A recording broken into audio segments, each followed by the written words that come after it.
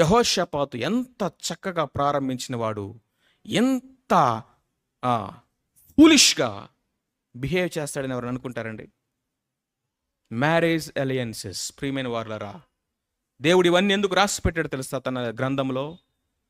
ఇవన్నీ దృష్టాంతములుగా వారికి సంభవించి యుగాంతమందున మనకి బుద్ధి కలుగుటకై, for teaching, for reproof, for correction దేవుడు మనకు రాసి పెట్టాడు.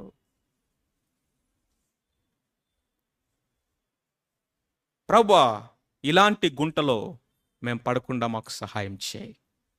ఈరోజే ప్రార్థన చేసుకోవాలి, మనం ఈరోజే కమిట్మెంట్ తీసుకోవాలి. ఇంకా ఎవరైనా సరే ఇదిగో ఈ యెహోషాపాతు లాంటి ఆలోచనలు, మనస్సు, భావన హృదయంలో ఉంటే భయం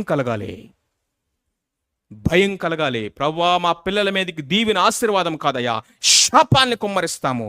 వాళ్ళ కుటుంబాలు రేపు నరకంలాగా అయిపోతాయి. నీకేం పెళ్లిళ్ళు చేసి పంపిస్తావు?